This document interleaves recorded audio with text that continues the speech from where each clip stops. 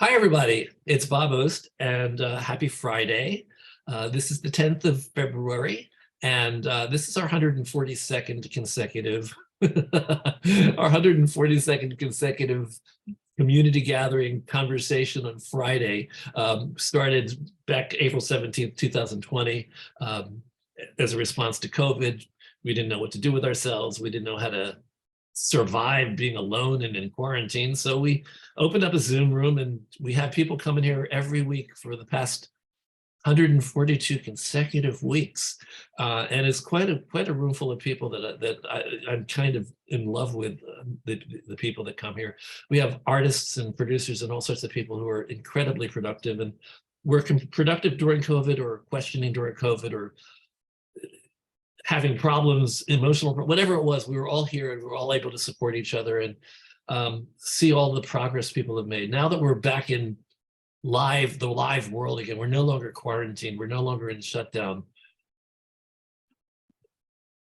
That said, I have a lot of friends who have COVID right now. So COVID hasn't left us. And I think we're doing the best we can to cope with it. But now our conversations are really more about going live and being back to live theater, and it's not just issues of how to survive a shutdown. So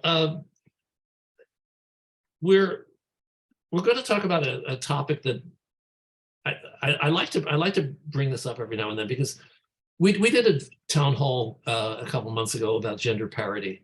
I don't think it's any big secret that there are still issues of gender parity in not only theater, but in like all businesses in our society in general. This has sort of like become an interesting topic for me. I'm curious how the business is functioning, whether there's a difference between how the business is welcoming and supporting women versus men, because producing in particular has always been, hate to say it, it's always been a boys' club. I've had women producer friends always refer to it as the boys' club, and they don't say that happily necessarily, say it with frustration. So today we're going to talk about what it's like to be a woman producer, what the specifics are, whether there are specific challenges, why it's different, why gender parity hasn't kind of gotten where we are. I'm asking this in a question where the women's rights amendment still hasn't been ratified. So, why are we surprised? But what do we do about it is also the other question. After today's community gathering, I'm doing a follow-up in March, at the end of March 28th, I believe it is. This is going to be a town hall where I'm going to have guests also talking about this topic, but we're also going to have more of a conversation with our audience, with our viewers. So I hope you'll join us for that. So, and everybody out there in podcast and YouTube land, if you want to be part of the conversation, if you want to be here and be in the room, we'd love to have you. We'd love to have you. I really, all you have to do is email me. I'm easy. Just email me at trunltd@aol.com, trunltd@aol.com, and we'll put you on the list and we'll invite you here.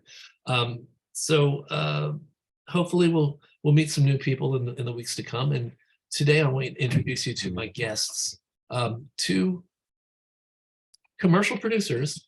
Fair to say commercial producers. I'm sure, I know that probably both of you work in not-for-profit as well. I know Jane is particularly connected with not-for-profit. But let's start off by talking about what is the pathway to becoming a producer, and is it different for a woman than it might be for a man? So we'll start with just meeting our guests. My guests are Jane Dubin and Tracey Knight Narang. Am I saying your last name correctly? Yes, Narang. Narang. All right. Yeah. Okay. A lot of people here know Jane. So let's start with you, Tracey, and tell us a little bit about yourselves, and tell us what your journey is in theater and how you came to producing. Okay. And why? Why? Yeah, I know. It is kind of, I do wake up some days and think, what am I thinking? First of all, I just want to say hi to everybody. What a great turnout. And it's so nice to see familiar faces. So that's great. So Gosh, so well, I'll just kind of say how I got to producing. So I am also a playwright, and I had a show in the New York Fringe Festival in 2015. And I'm sure many of the playwrights who are on right now know how fringe festivals work. And, so the festival is essentially the producer, but they're really kind of not. They'll give you the space, but basically you are doing everything else and you're paying for everything.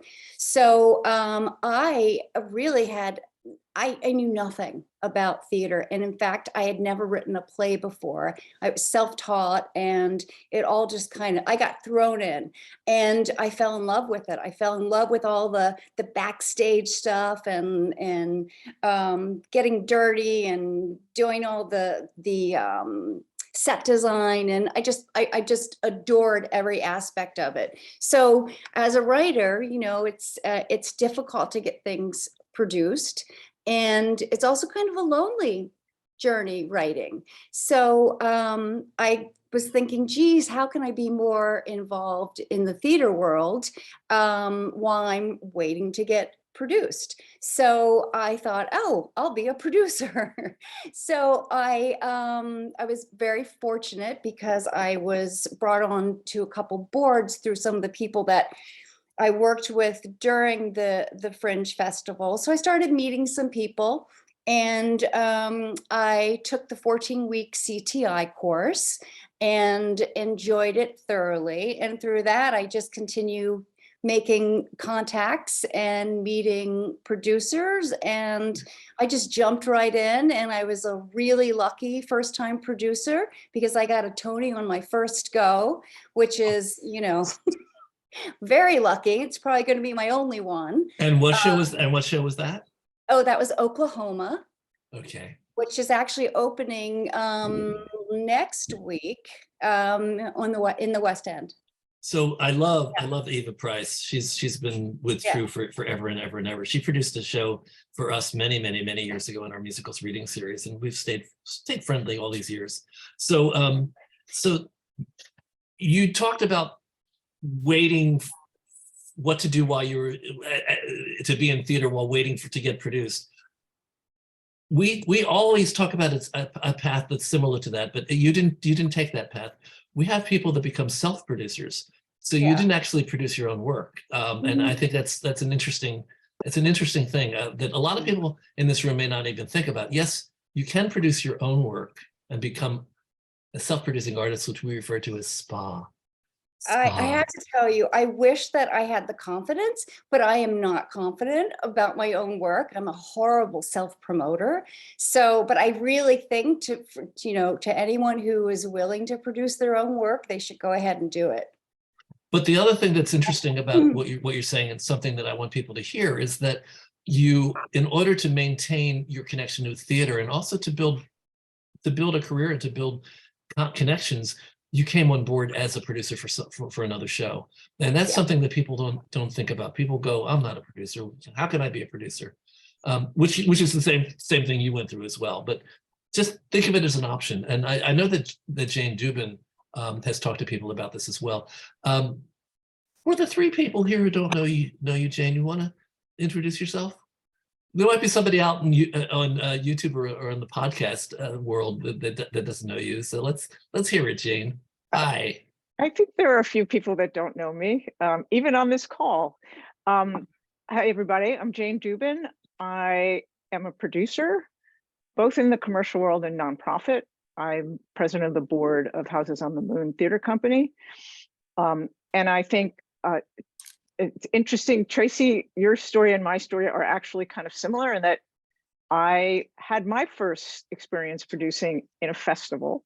I was producing someone else's show, loved it, fabulous. And also through the nonprofit world have made connections that have helped, and had my first experience producing an off-Broadway show in 2008.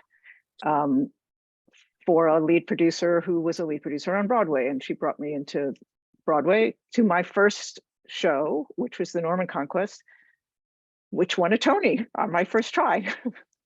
And so it seemed so easy. I've had 4 other nominations and I still have 1 Tony. But it's not about the Tonys. I've been involved with 9 Broadway shows, I think 5 or 6 off-Broadway shows, worked in shows on London and on tour. I think producing in a festival was actually some of the most fun I've ever had producing, because you do get dirty, literally and figuratively, and you work on all aspects of producing. And it's a great way to learn about everything, especially for people like me who actually didn't come from the theater industry. I came from the investment industry. And can I say that's how we met? We met at the Midtown International Theater Festival. That's how I first met Jane Dubin. Right. Bob was the marketing person, and we were told we needed to meet with the marketing person to talk about our shows, and he offered some very good advice for our show, including our title, I think. Yes, I know. I gave you your title. Tracey, just so you know, what you said earlier was very true. People come into festivals thinking that the festival is going to market your play, and it just ain't true. And that was why I was there as the marketing director, mainly to let people know that they had to do some work, that we would do what we could do, but we were basically marketing 30 or 40 different shows, and your show needed to stand out, and you needed to do the work so it would stand out. Absolutely. Yeah. But my path to producing, I think that there are different kinds of paths.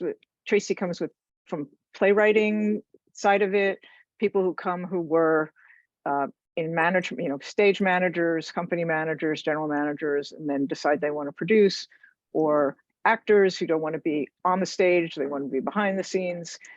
I came from completely outside of theater. I was an audience member, and I just kind of burst onto the scene because I had access to capital. And let me also say that that's actually, in some ways, it's a more typical path to come from business and go into theater, because one of the things that a producer needs to really know, which is why we have classes about it, you have to know the business, you have to understand the business. And Jane's comfort with money has been a great asset for her as a producer, but also to TRU as a company, because she talks to people about how to ask for money and how to be more comfortable with money. Doesn't come second nature to a lot of us, Jane. But what is it you always tell people? Do you know what I'm talking about, Jane? About asking people to invest?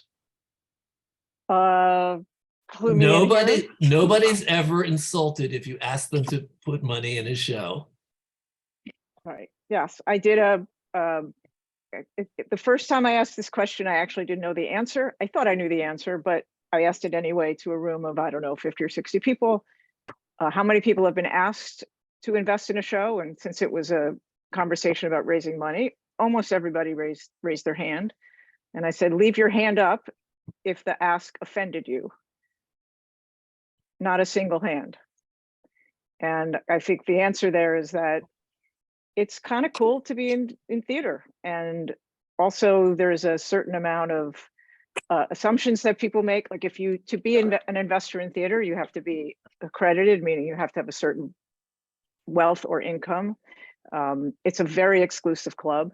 So as long as you're not a jerk about asking, what you're doing is you're offering someone kind of a special inside look at the behind the scenes of something that people only get to see from the front of the stage. And most people think that that's kind of cool. So they may say no, and in fact, most people do say no, but they're not offended. But they're not offended, right? And that seems to be there, especially when you're asking friends or family, and they're like, "Oh, but what if, I don't want to offend anybody. I don't want to, like, what if they say no?" And it's like, then you figure out what you're going to have for dinner, and you move on to the next conversation. Exactly. Right. You go on to the next person. For and sure. Speaking of going on to the next person, we're doing intros. Kim. Kim had to come on a little late, but Kim's with us now. So Kim Vasquez, we're basically talking about your path to being a producer. We're gonna get to the female woman's producer perspective and the issues. The issues. We're going to get to the issues soon. We'll get to the issues, I promise. But let everybody know who you are and what your background is and how you came to be a producer. I just realized that I know you from Pterodactyl Island originally.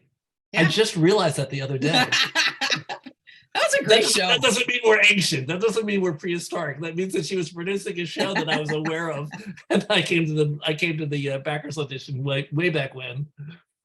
And by the way, Tracey, I know you through Mary Miko in Connecticut. Do you also are you part of the League of Professional Theater Women in Connecticut? So you know Marie Reynolds? Yes. So Marie Reynolds was Kim's partner on Pterodactyl Island. Oh, no kidding. Yeah, and Marie Reynolds is one of my best friends. Isn't she? Oh, really? Yeah, she's lovely. Yeah. That's great. I mean, we'll talk offline. Okay. Yeah, absolutely. Good. She often talks about. Just by the way, I think what you're hearing here is that this is a very small world, and that there's 1, 2, maybe 3 degrees of separation in the producing world. Absolutely. So if you know someone, or if there's somebody you want to get to know, you probably can find them through someone you already know. Just a little thing about, through Bob, or through Bob O's. That's the way it always seems to work. So everybody, I want to bring you on to. I'm going to put you in speaker view now. I'm going to ask you to come on in and talk to everybody about your path to producing, and then we're going to hit the issues. Hi, everybody. First of all, I'm so sorry I'm late. I'm in the Twin Cities now, and have been since right before COVID, and I still get the meeting times screwed up all the time. And I literally don't try. I'm like, I just feel like I'm all over it, and I'm really not. It's like, oh my God. Anyway, so hi, everyone. I'm happy to be here. Kim Vasquez, she, her pronouns. I've been, I actually started, well, I won't get too far into it, but the first show I ever produced, I was in 4th grade, and I produced a show called Tie a Yellow Ribbon Around the Old Oak Tree. I just aged myself dramatically. And that's the truth. I really produced my first show when I was 10 years old. Anyway, so was it a hit? It was a hit, actually. Okay, good. That's all that counts. It was great. Anyway, so fast forward, moved to New York City after getting my undergrad in acting from the University of Minnesota, and I always say I do what every finite St. Paulite girl does. She moves to New York City for 30 years and produces Broadway. So I started as a GM assistant with Robert Cole and Stephen Chakelson.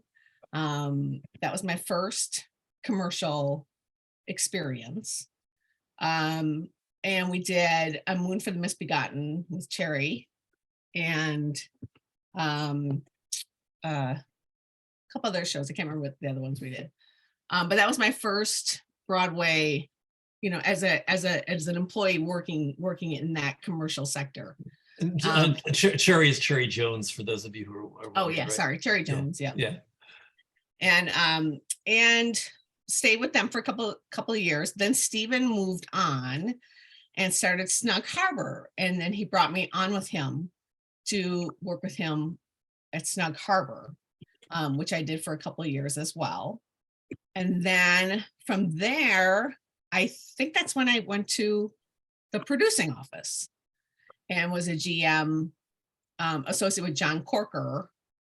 Started out as his assistant and then moved on over there. And I stayed with them for about 7 years and worked with Jeffrey Seller and Kim McCollum and the whole team over at the producing office for about 7 years. Which brings us to the boys club. So it sure does, but we won't go there yet. Okay. That's a book, Bob. That's no, it was really a great experience. And at the same time, I'm also founder of the New York Musical Theater Festival.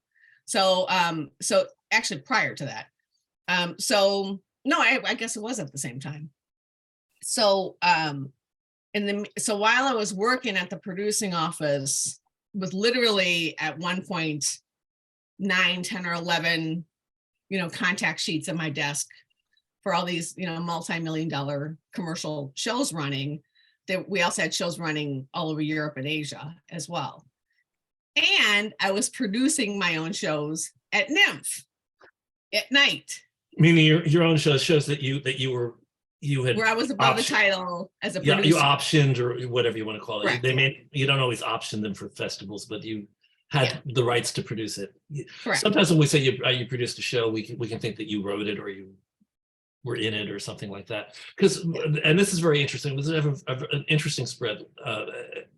Jane comes from a business and financial background. Tracey comes from an artist's background, and you come from a general manager background, which is what Jane was saying earlier was usually a very usual path to becoming a producer. So you all found your way to producing, one way or the other. Were you aware? At what point did you become aware, if you ever did become aware, of the fact that there seemed to be different rules in place for you as a woman versus the guys that were producing? How did that? Okay, Jane. Well, I came from the investment world, and I was one of very few women I was a managing director of my company, and then I went to I was a very large company, and then I went to a smaller company where I was a principal. So I was often one of the very few women in the room. So I guess it never occurred to me that the world was anything different than that. I mean, that's just kind of the way upper level business has been my whole life. But when I came to producing, I don't know, the festival thing, I never really, like anyone who wanted to do a show did a show basically. But my first show had a female general partner. It was one partner, and several of it was a 10-week off-Broadway run. So there were, I don't know, there may be 6 or 7 people around the table, and half of them were women. Almost every, I think you said 9 Broadway shows that I did. I'm trying to think, with the exception of An American in Paris, I think they all had at least one female general partner. And so I guess the aspect of whether a woman could be at the head of a show has not been an issue. You mentioned Eva Price, for example, who's done Oklahoma. There are a lot of women, there's a but coming. Yeah, okay. There are a lot of women who are part of the management teams of Broadway shows, but up until very, very recently, it was all men who controlled the theaters. There were always men on the shows. And it seems today that still the sort of first look for theaters the theaters have these first look arrangements with different producing offices that are all controlled by men. And so while I think there's like the opportunity to be a producer, there's really no barrier to entry to be a co-producer. It's just access to capital, which is a whole nother story about whether women have the same access to capital as men. But if you want to be a co-producer and you do have access to capital and you call up someone and say, hi, I can bring $500,000 to your show, you can get to be a producer. Yeah, nobody says no. Right. Nobody says no. But I think it's still the case that the people who control the flow of what shows get to be where is very, very male dominated. Mm-hmm. And that's just not commercially either. That's regionally. Oh, also regionally. It's not changed. I mean, there's a couple things that I'm seeing just being in the Midwest now, temporarily, is that it's still run by people who do not look like me. And in fact, I even think that I've talked with people and met with people, and they don't even consider me as a producer with means to finances. They don't even consider it. Like it's not even in their brain set still. Yeah. It's very frustrating. Yeah, it's interesting. So I came to producing later on, or than the two of you, so very recent. And it's not by design, but all of my shows that I've produced, with the exception of, I think, one, has been led by a female producer. And which I find to be really exciting. And I think two shows had men leading. And the shows that I have enjoyed the most have been the female-led. It's just a different energy. For me personally, I felt more welcomed. That's one of the things that I wanted to ask about as well. Is does a woman producer bring something to the table that is different than a man might? And I know we're talking in generalities, and I know that that's always dangerous, but let's just say these are observations. What have your observations been? Well, since I've only mainly worked with women, it's hard for me to say no comparisons anything. there. Yeah, but I will tell you, I do feel that I enjoy working with women, I guess, because I am a woman. And I do feel like we are warmer to one another. And I feel like there's a camaraderie, and we actually want to raise each other and bring each other along. I don't know. I can't speak to the other things. Perhaps Kim and Oops. Yeah, I would say, Bob, that having women in the room with men, having younger people in the room with older people, having people with diverse backgrounds in the room with people who are having a room that's not homogenous on any level is a better room than a room that's all one thing.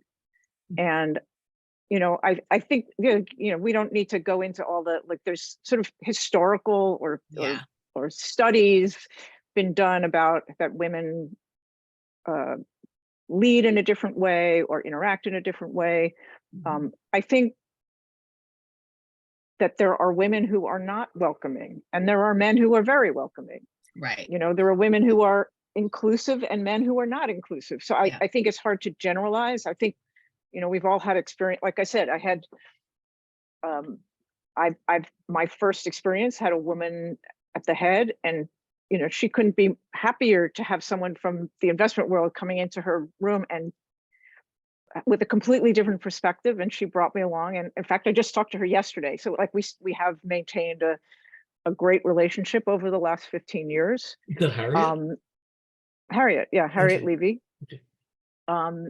And I think that there are a lot of women who feel more comfortable with women as leaders, like they feel more able to speak up. The same way I think that there maybe the people of color feel better when there's a person of color leading, because they feel more seen. And so the more people who can be in leadership that are not just the old white male network, I think the better it is for anybody that's in the room. I had lunch with Margot Astrachan and Nikenji a couple of weeks ago, and they were talking about approaching investors, and they were saying that they felt that investors viewed women, some investors, we can't general. I don't want to say any of this is a generality, but there's a thing there that happens, that women are not seen in the same way as a man who's approaching certain investors. Have you ever come across that where you approach somebody for investment and you had a sense that maybe they weren't trusting you because you were a woman? Has that ever happened? See, I mean, yes and no. I mean, to me, it's so, once we're at that co-producing, level, we have a job to do.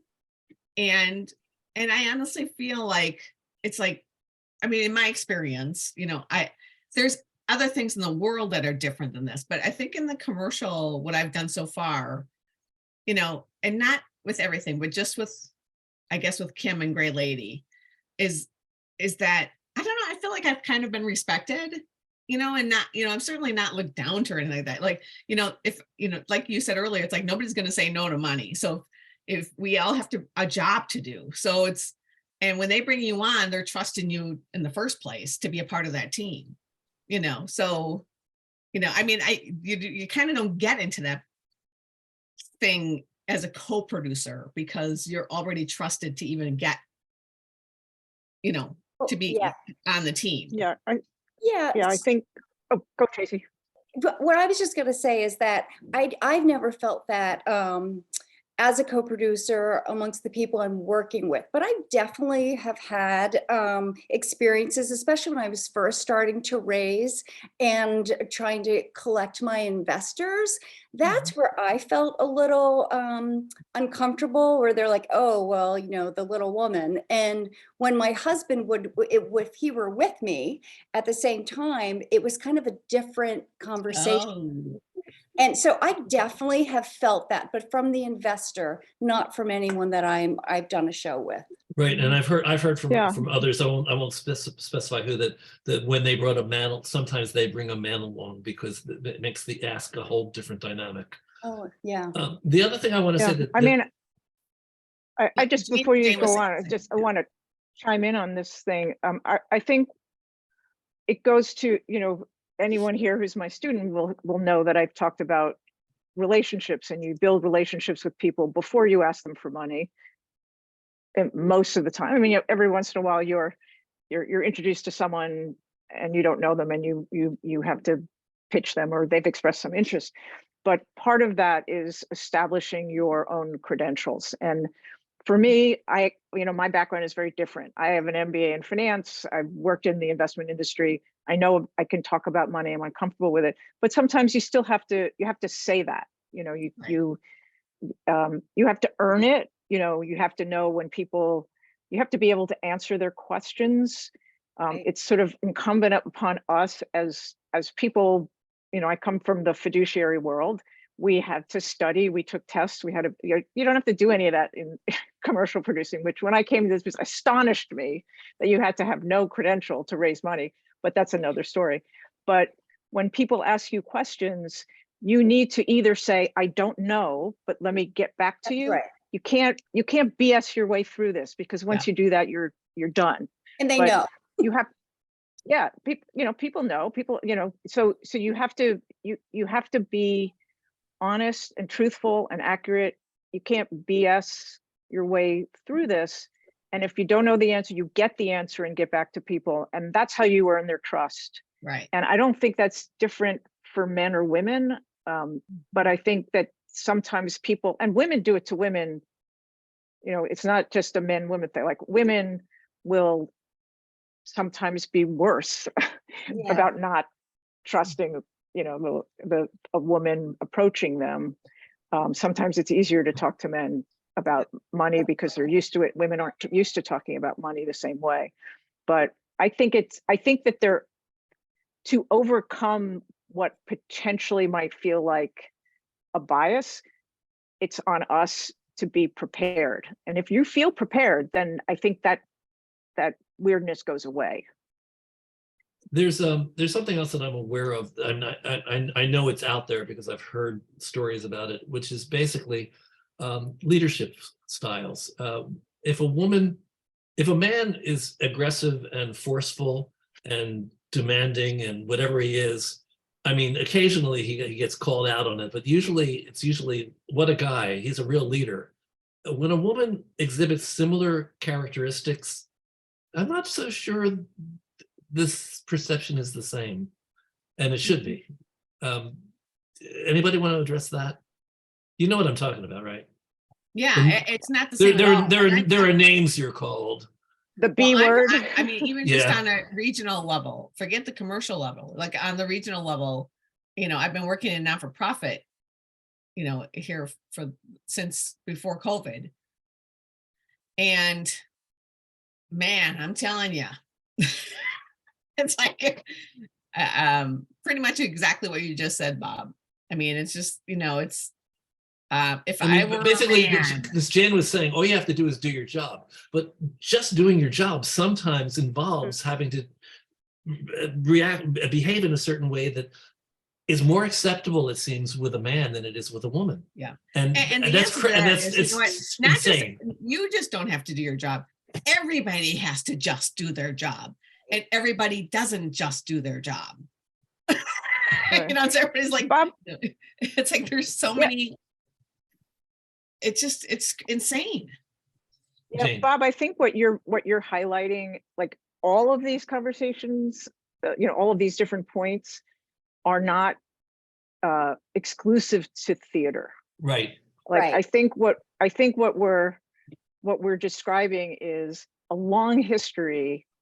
Somebody put in the chat, we're just a generation away from women needing men to get a credit card, right? The idea of women being in control of finances is, I do my own taxes, I don't need an accountant, but like many women. Bless your heart. Not me. Yeah. And I like it. So like, I'm a nerd, I'm a math nerd. But I think that industry as a whole is biased against the non-traditional leaders. Like, it's industry, like boards of companies, executives of companies are mostly older white men. And there's a tradition, like there's a movement towards other leadership, but you have to, it takes time.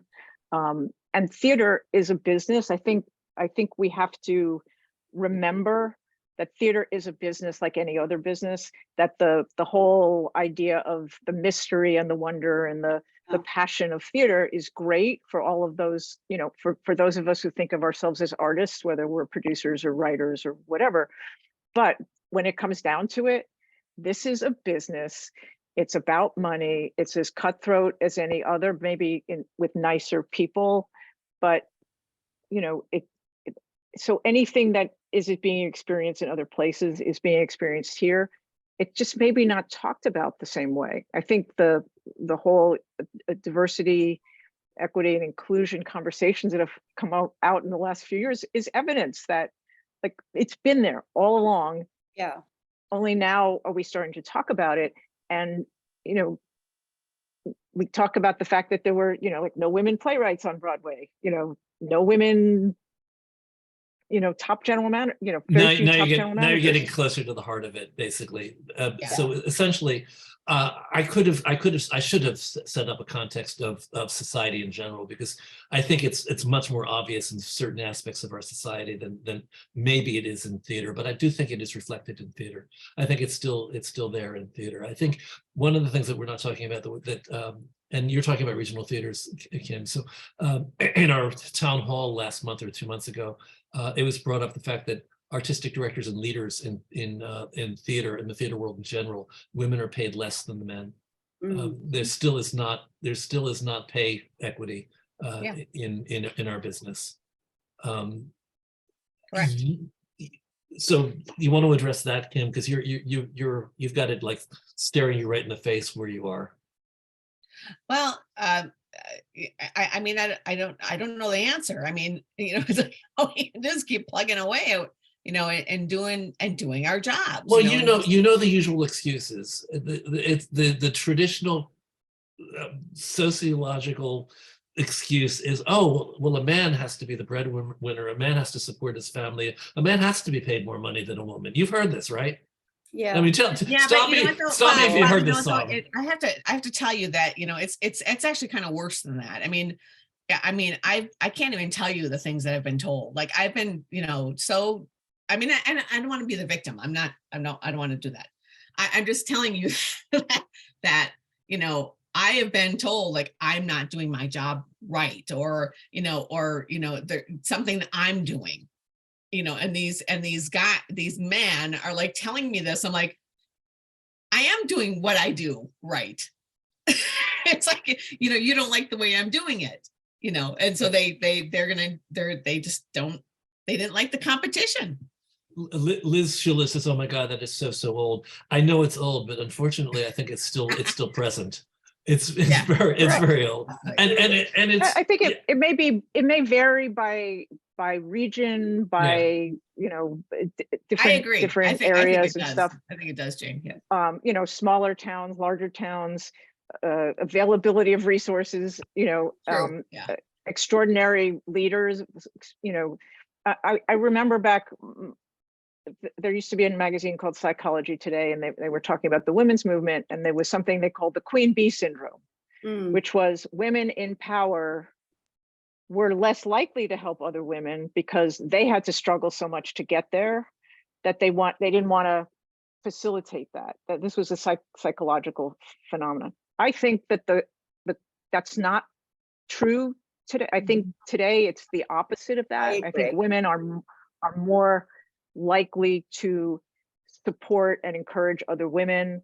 I think people like Hillary Clinton have encouraged that, and it's just and look what she got more for likely. it. Well, I know. I mean, classified documents. There's exactly case in point. Hillary Clinton is a perfect case in point. Yeah, we as a country, I will say, are misogynistic.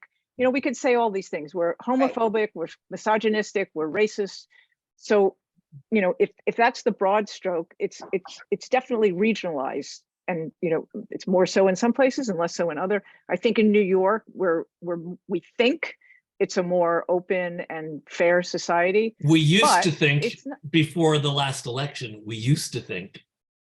Yeah, but I think that the way to combat that is to be super prepared. And my dad was an attorney. This is a long time ago. And when he was in law school, there were like 3 women in there, and if he had to come up against one of them in some exercise, or in his early career, he'd always be like, oh my God, I'm facing a woman, not because of anything other than that she was going to be better, because it took so much to get there. And that's changed. Like, I think there's some stats about there are more women in law school now than men, or something like that. But it's a question of we as women have the responsibility, when we have younger producers in the world, to help them and to mentor them. I'm like, obviously I am, because I'm teaching the class and keep teaching it, and I work with my students from prior years, and they're still in my life. But that's because I had mentors like Harriet Levy who brought me up. But I also had male mentors. But that's part of, like, thank you, Nico. Nico says, thank you, Jane. Nico is still one of my students. But I think that's part of it too, is that you talk about different mentorship styles. And I think my experience is that women, I think it's easy to just call, like, I just emailed Tracey when I found out we were going to do this together and said, hey, we don't know each other. We're going to be on a panel. You want to be, and we did. We got on the phone or Zoom, and we chatted forever, and we're best friends now.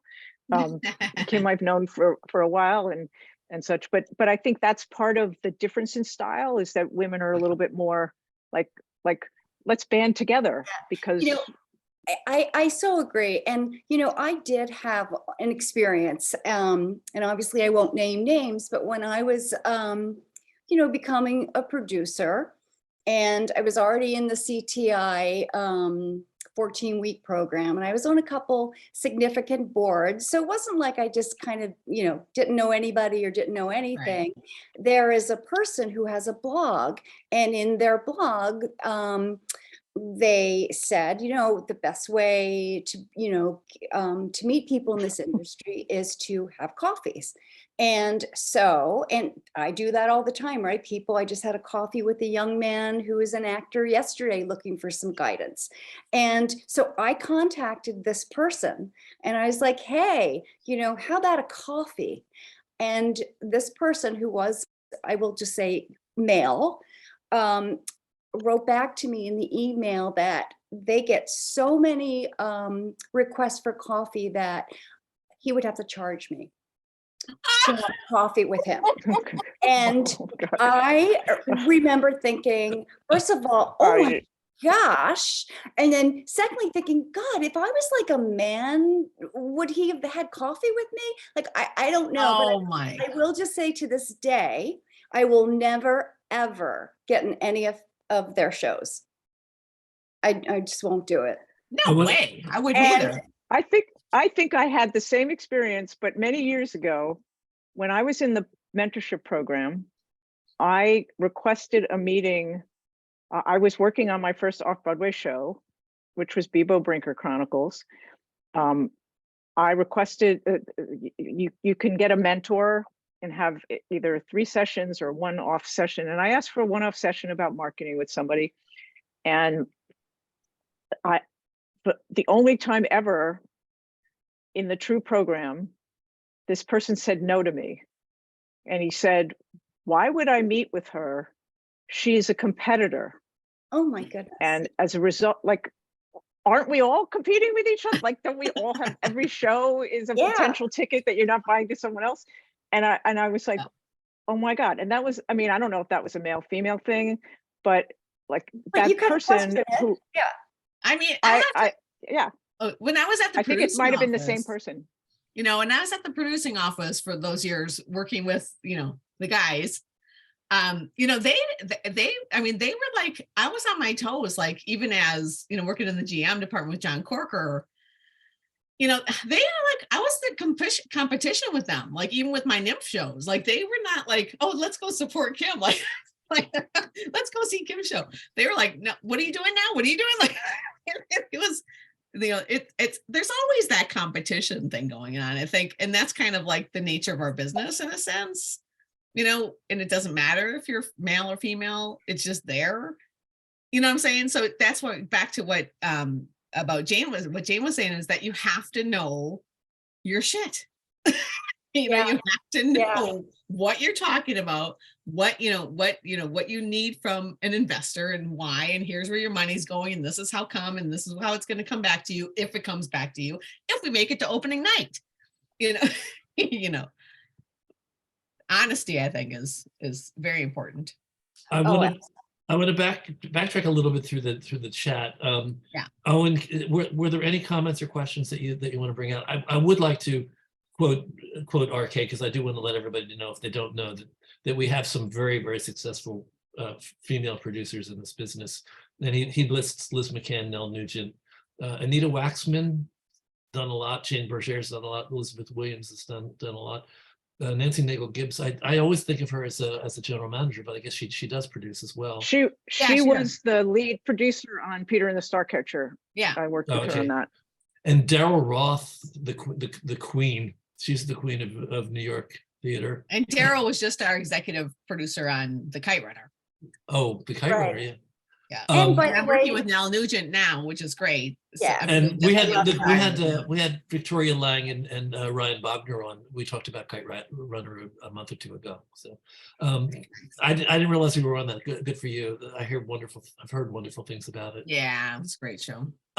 Nico, And we're on our tour. and just I will just FYI. add, I will just add in that list, several of those women that I reached out to, and they all met me either for coffee or we had a phone call.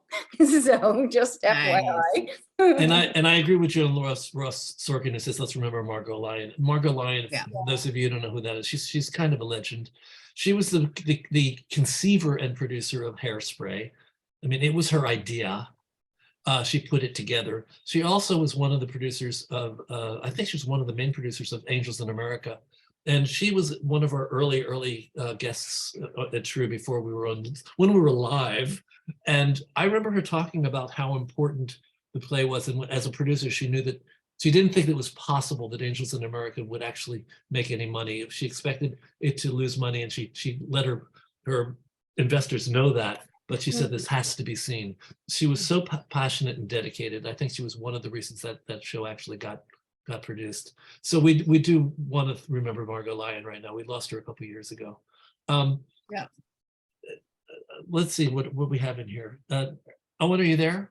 Yeah. Yeah, I'm here. There's not a whole lot of questions. There's a lot of great comments that have been, just people commiserating and, kind of shining a light on how, their experiences and how bad things can tend to be. But I've not seen any questions so far. I want to ask Nico if she could just turn on her mic and tell us what you read in the Bloomberg report that you're quoting about women founders raised just 2% of venture capital money last year. Nico, are you there? Can you hear me? No. Okay, so I'll have to click for that article and read it. Yeah. But can we there's something that Kate says up there. Do you see that from Kate Catcher? Because this makes me kind of crazy too. Like the producer who, in order to get to him, you have to sign up for seminars, or is there something else in there? Or are we talking about I'll have to discuss that with my husband syndrome? No, there's a producer who I'm just curious about that because I don't know. I think we should talk about that because it is a thing. So go for it. I'm not sure. It says there's a producer who, in order to get to him, you have to sign up for seminars at approximately $600. Right. Oh, no. She's. Are you talking about we all have to be able to say you were full of shit when someone tells you that you're not doing your job as well as a man? There's a lot of Kate Catcher things in here. Which is sorry. I'm just looking at the one. No, I was just addressing the last. I guess it's the last at 522. Oh, 622. 622. Oh, sorry. Her time. Yes. Yeah. There's a producer who, in order to get to him, you have to sign up for seminars at approximately $600. Yes. Oh, I can't imagine who that is. Right. Yeah, I think we all know who that is. Yeah. Okay. Thank you. I just wanted to. Yeah, that's a thing. Yeah. I mean, I think there are. Look, we all of our time is valuable. And I will say, I also do consulting on the side, and I have a fee, and that's because it's my time, I provide a valuable service, but I also teach, and I think the TRU programs are the best value per dollar that you'll get anywhere. Commercial Theater Institute is not operating at the moment. They keep saying they're, stay tuned. But when you can take a 9 or 10 week course for $300 to $400 something, that's ridiculous for what you're getting. And there are different people have different approaches to things, and some people want to make money off other people, and some people want to help teach. And I think, one of the reasons that I've been around TRU for as long as I have and continue to do this is that I was mentored, and so this is my way of giving back. And this organization has all kinds of crazy and all kinds of amazing. And you have to, just like with any other offering, you find what works for you. The fact that on every Friday for 142 weeks, whatever, 142 weeks, you can tune in and hear everything from VR to, women producing to whatever topic. We did one on NFT, non-fungible tokens. We've done everything. Yeah. And it's free. That's pretty amazing. And so we should all be supporting TRU so that they can continue to do this. But some people have different Thank you, Jane. ways I'll send you the check tomorrow. Thank you. Yeah, I appreciate that. Okay. But we all have different ways of going through life, and some people are more generous with their time, and some people charge more for their time. Yeah. But I think that that's up to you. I think there are people. Tracey and I decided it was the same person. We have experience where people weren't generous with their time, especially after they offered it, and have made it part of our, I don't want to say mission, but it's just not someone that we're going to get involved with. And I think, again, it's no different in this business than anywhere else. Right. You find your own people, right? You find your tribe, right? We all have our tribe. That's you're exactly. comfortable with. And I have a rule, and it's a very simple, probably naive rule, but I will only work with kind people. So That's exactly what I say. And I You use the word, know, I always use the word kind as well. Yeah. I think kind is Yeah. very, very underestimated in this world. I do too. So that's my role. Maybe it's because I'm older. I don't know. But and No, you know no, what? I'm There's older. You are not actually- older. There's I'm a lot older. of kind people out there. So I will just say that. Nice. I agree Yeah, with it. there's a question. Yes, what's the question? Yeah, Carol Weiss asked, must you be in New York to really connect with a producer? No, I don't think so. I Zoom. think, yeah, I think that you have to have a real agenda. It's I always say to people, like, if people are looking for a job, I'm just using this explanation. If you ask a yes or no question, you're going to get a yes or no answer. If someone says to me, do you have a job? Can you hire me for a job? I'm going to say no, right? It's the end of the conversation. If someone says to me, I'm really interested in this aspect of producing, can I get 15 minutes of your time? I would love to, can I pick your brain? Can I buy you a cup of coffee? Can I Zoom? Zoom is, I don't have to get off my chair or get dressed. Right. Then yes, I'm more than happy most times to offer 15 minutes of my time. And I think that's the same thing, with Zoom. It's so much easier to just, can I grab you for 15, 20 minutes? And it's very intimate. I think it's extremely intimate. It's easier that, like, you meet for a cup of coffee. There's the waiter or waitress coming in, the server coming in. There's lots of noise. People have their phones out and they're looking at their phones and phones are ringing. You're on Zoom, you're face to face, but you can't just say, hi, I have this show, can I talk to you? You have to be more specific, because we all get that, I have a show, I want someone to help me produce it.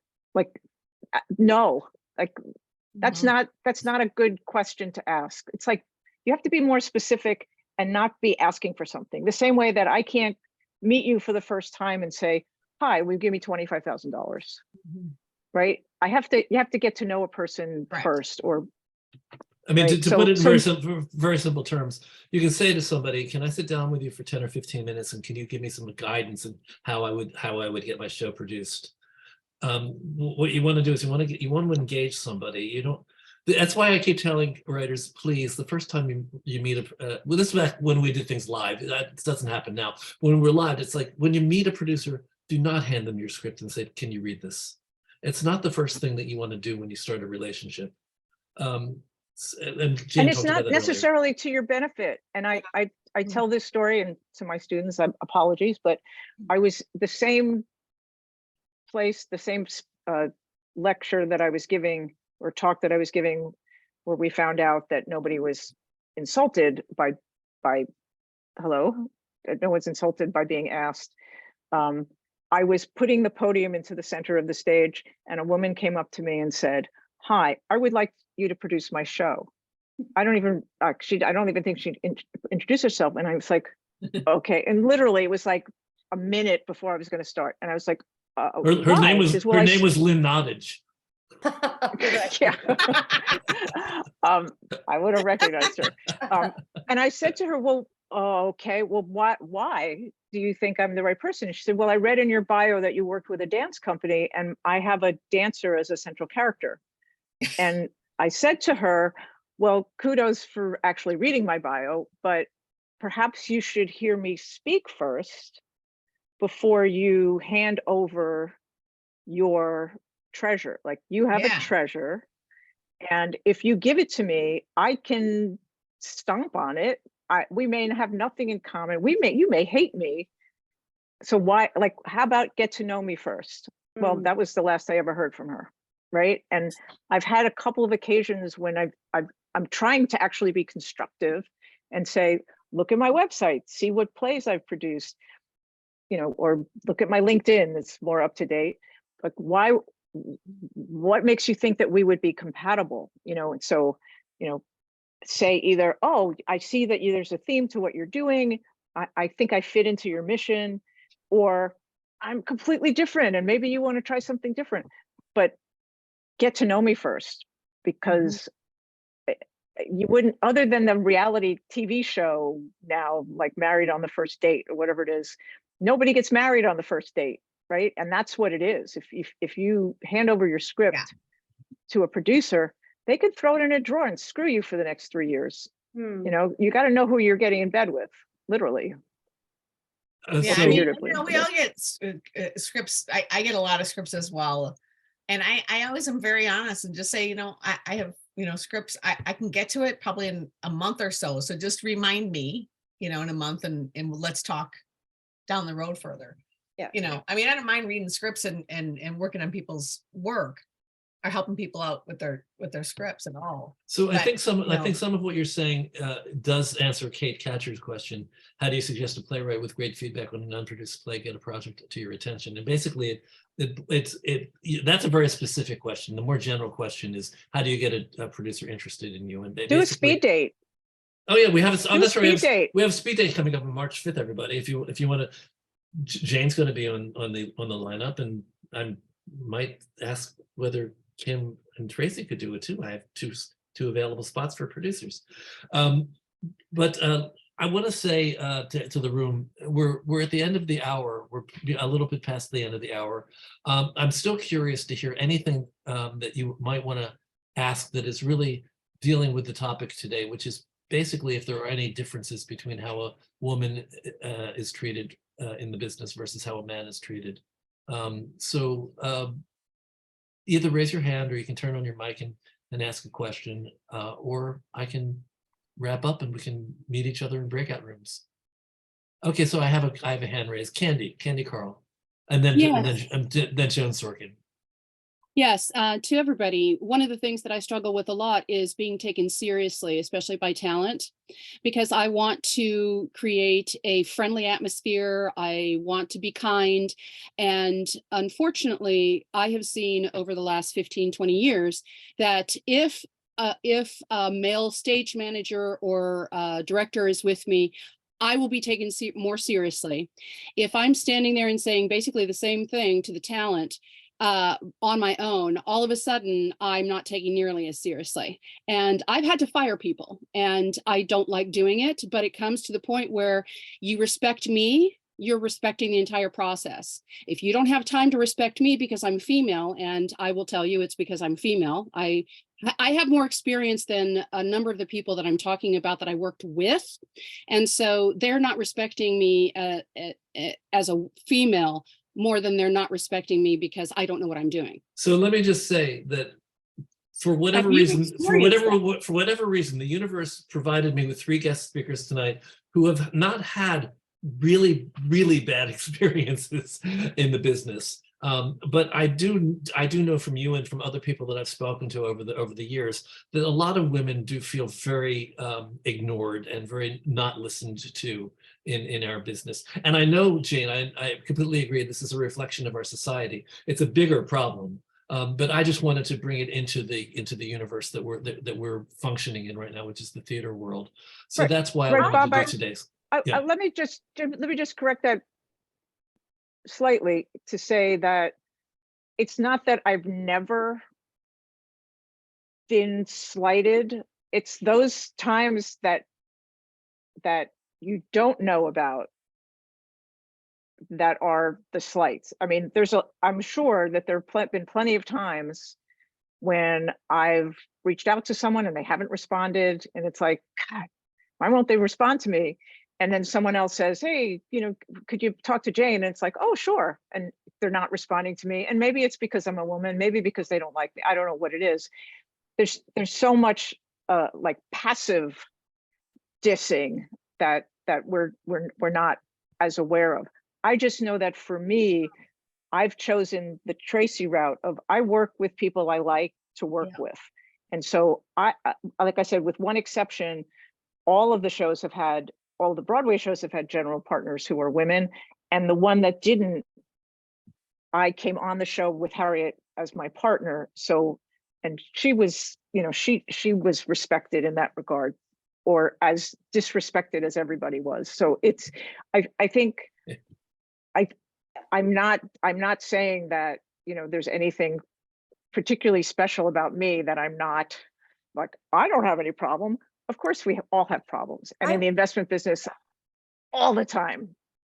But I will just say, with me, with my writer's hat, my playwright hat, I definitely had some pushback from men, specifically a certain director who told me not to, and I happened to be, so I was also producing. This is like the Fringe thing. And so I was producing, I was paying him, I was doing everything essentially. He told me never to speak up in front of him or speak up the way I did when he was there again, or that he would leave. And it was really uncomfortable. And again, I won't work with him, you Yeah. know, so you learn quickly. And So- again, for myself, like I mean, I have been, slighted by men in commercial theater since the 80s. I mean, it's like, It's old hat now. It's old. It's very old. it's old hat, and you know what? It hasn't really changed, but the time and place has changed. But I mean, if you let it get to you, you're not gonna be there to help and mentor and to help support the arts anyway. So my job is to, I feel like one of my jobs is to mentor and to bring, this business is hard already, and to have people or young people want to come into the arts, I want to be there to support them and let them know that their voice is important, and we want to hear what they have to say, and all of that. And I just again, working with nice people and finding your way and finding your people is really what you got to do. And it's something that doesn't happen with one show. It's something that's it's a lifetime. Right. We're collecting each other, right? Yeah. It's just it's a hard business. It really is a hard business, whether you're a woman or not, in my opinion. And but it's to us who are here, even having this conversation, even the students that are on, or whoever else is listening, you're here for a reason. You want to learn how this business works, as a female or a man or whatever. And and it's, I don't know, it makes me really happy to be a part of that. And Right. I'm saying, and like, it really, there is a it's like him, payoff. because there's a network, like the Old Boys Network is a network because old boys networked with each other. And I think to Yeah. the extent that more women interact with more women and build the women's network, it becomes easy. I almost said old women's network. I don't mean old women's, but but you build a network of people, and it doesn't have to be all women and all men. Right. At some point that will merge. Yeah.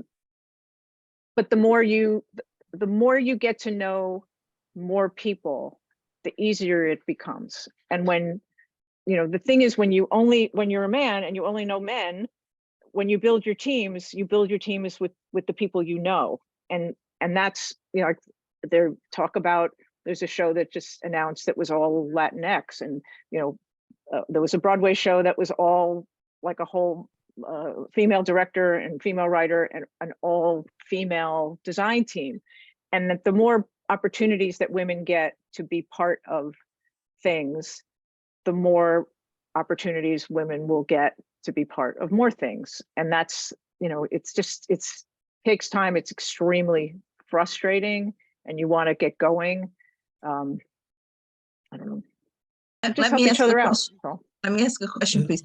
I can see I think that. Joan Sorkin was next and has been trying to ask a question. Oh, I'm so Right. sorry. And then after that, Sherry would be next. And then I think Carol Weiss at one point wanted to ask a question. I would normally be wrapping up right now, but okay, we'll keep going. Sorry for popping in before I was I didn't think I had my hand on the clicker, and there it was. I just wanted to pivot just very slightly, because I'm interested in the question of raising capital. And, and it goes to the question of old boy networks, right? So it does have something to do with, all of us being women. But I'm curious as to who are you going to, especially for new capital of people who haven't necessarily invested with you before? How are you making inroads to new investors? And whether that has any effect that you're a woman or not. Just curious as to how you're all going about it and how effective it is. The only one thing I want to say, can we hold that question? Because I want to wrap up, but we're all going to come back. But people who are listening to the podcast and people who are watching on YouTube, we were dealing with a topic for a specific reason, and I want to just wrap that up right now. We're not leaving, Joan, so we're going to come back. But I'm going to go and first of all, I'm going to thank Jane Dubin. I want to thank Tracey Narang and Kim Vasquez for being Vasquez. You say Quez, don't you? For being with us today. Jane and Kim, dear old friends of mine, and Tracey, I hope you're a new friend, and I hope we'll keep in touch and talk more in the future. Before you go, Bob, Kim, what are you working on now? I'm You have a working great on show running. what's that? You have a great show running. I know. I'm a producer on Anthony Raps Without You Great. at New World Stages, and we're on Frank Dell'Ella tomorrow on New York One. Oh, I'll look for that. 7:30 p.m. and 10:30 p.m. tomorrow, or over the weekend. And then we're on 1010 Wins too at some point. I have to look at my emails. I can't remember. So I'm going to be able to shout, oh my God, I know her. While I'm watching. Right. And I'm working on a new musical called Village of Vale, but we're doing all of our development production as a audio drama, saving a bunch of money that way. And Yeah, Tracey, and I've got a couple shows too. So I'm not, I took the time off from Broadway this season, but I'm helping to develop a couple shows. So I'm doing The Secret Life of Bees, which is doing a pre-West End run in April. And then I'm also doing a Transparent musical, which is going to be opening at the Mark Tapper out in LA in May. well, okay. So thank you all for I'm being with raising. me. So- We're all raising money. Yeah, we're Okay. all. And with that said, Tracey, I just want to also say that I'm also on. I'll just quickly say I'm on Nell Nugent on Destiny of Desire as well. Oh. We're opening at the Old Globe, and I'm raising. I might as well say this to podcast listeners and to YouTube listeners. Any of you who are interested in becoming investors in theater, email me and I'll put you in touch with these ladies for their projects. Never know. You never know. One of you out there might be the next investor or co-producer. So I'm gonna wrap up for now, everyone, because my podcast can't run this long. But I'm gonna come back to the room in a second. So thank you everyone for being with us. Again, as I said earlier, if you want to be in the room and you want to meet these people and talk to them and ask questions and all that, just email me at trunltd@aol.com. And we will put you on the Zoom list and you'll get an email every week inviting you. I also want to say that we do this as a community service to a great extent. We are a company that has expenses. So every now and then, if you want to give us a donation, if you want to pay for the ticket, we'd welcome you. You can always come for free. We never turn anybody away, but you can go to TRU Donate, trudonate.com if you want to support us. .org. .org. No, it's both. It's both. No, it's actually true. It's TRU Donate. Joe Nelms, who's in the room, created the quick link for us so that it takes them right to our donation page. It's trudonate.com. And because other people were doing trudonate.org, that also does work. So either way, consider being with us. And thank you. Join us next week. I have David Armstrong who's going to be talking about the difference between film musicals and stage musicals. And we're going to talk about the film musicals that we love and the film musicals that we'll never forgive. You know what those are. So Bob, I'm sorry, are we done now? I'm gonna ask you to wait for 1 second while I wrap up and invite everybody to come with us to all our future meetings and go to truonline.org, truonline.org, and you can actually see what we have coming up. That's it. Thanks, everyone, and Thank you. have a great weekend. Thank you, everybody. That was really great. Thank you. Yeah.